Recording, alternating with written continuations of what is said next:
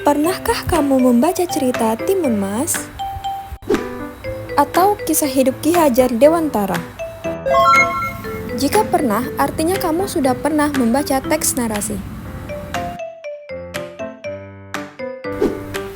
Teks narasi adalah jenis teks yang mengisahkan suatu peristiwa berdasarkan urutan waktu kronologis yang bersifat fiksi, bersifat imajinasi, maupun non-fiksi.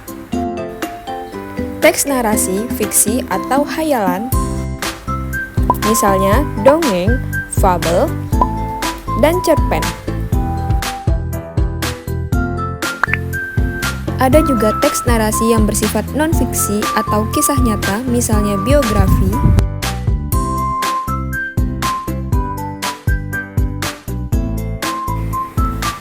teks narasi dapat dibuat untuk memberikan pengetahuan atau hiburan bagi pembaca. Lalu, apa ya ciri-ciri teks narasi? Dalam teks narasi terdapat tokoh, alur, latar, tempat, dan waktu, serta konflik atau masalah yang diangkat. Struktur teks narasi terdiri dari orientasi, komplikasi, resolusi, dan koda. Orientasi adalah bagian pengenalan cerita, misalnya siapakah saja tokoh yang terlibat, serta di mana dan kapan peristiwa yang dialami tokoh terjadi. Selanjutnya, komplikasi adalah menggambarkan awal mula masalah atau munculnya konflik. Lalu, bagaimana reaksi para tokoh terhadap masalah tersebut, sampai pada klimaks atau puncak masalah. Setelah itu, masuk ke resolusi yang menggambarkan bagaimana para tokoh menyelesaikan masalah dalam cerita. Dan bagian yang terakhir adalah koda. Koda berisi pesan moral atau amanat yang ada dalam cerita. Bagian koda ini tidak selalu ada pada sebuah teks narasi ya. Agar lebih memahami teks narasi, yuk kita bedah contoh teks narasi singkat yang berjudul Kancil dan Kawanan Buaya. Pada suatu hari yang terik, seekor kancil tengah berjalan-jalan di dalam sebuah hutan. Ia terlihat menyusuri hutan seorang diri untuk mencari makanan. Karena persediaan makanan di dekat tempat tinggalnya sudah mulai berkurang. Saat tengah asyik menyusuri hutan, ia melihat pohon timun yang sedang berbuah lebat. Sayangnya, pohon itu berada di seberang sungai. Sungai itu pun dipenuhi oleh buaya-buaya besar.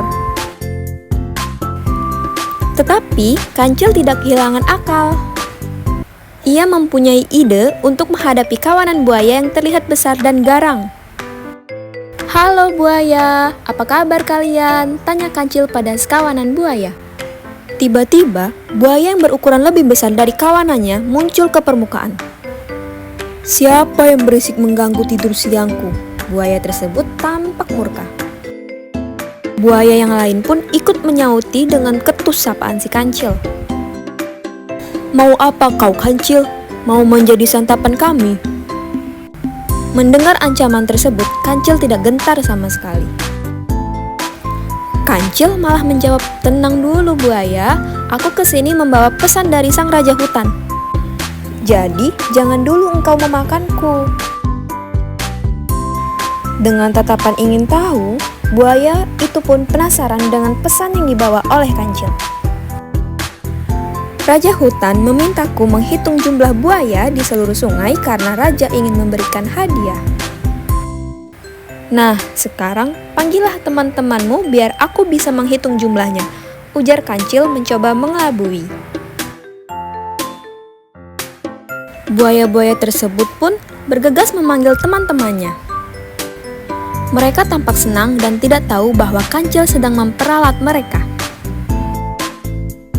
Buaya-buaya tersebut kemudian berbaris rapi di permukaan sungai.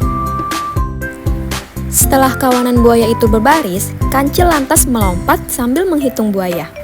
Namun, ternyata itu hanya siasat cerdik si kancil agar bisa menyeberangi sungai yang dipenuhi kawanan buaya. Buaya menjadi marah dan geram dengan kancil. "Dasar kancil licik, awas kamu ya, lain kali akan kumakan kau."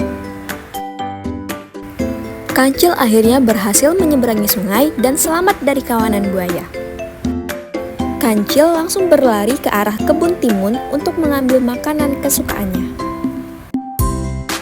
Kancil yang kecil dan sendirian ternyata bisa mengalahkan kawanan buaya yang besar dan kuat. Semua itu berkat kecerdikan yang dimiliki oleh kancil. Nah, setelah kamu menyimak dongeng kancil dan kawanan buaya, apakah kamu sudah bisa menentukan struktur dari teks tersebut? Yuk kita bahas satu persatu.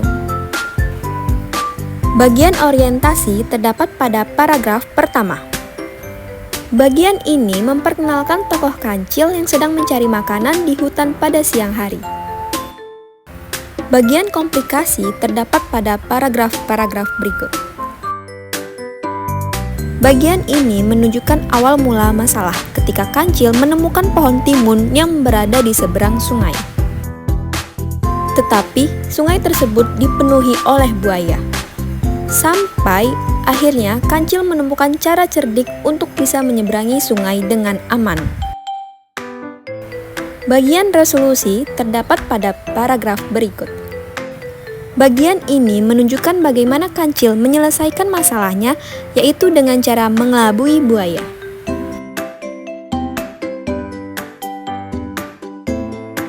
Bagian koda terdapat pada paragraf terakhir, yang menunjukkan pesan bahwa kecerdikan yang dimiliki kancil ternyata berhasil mengalahkan kekuatan yang dimiliki kawanan buaya.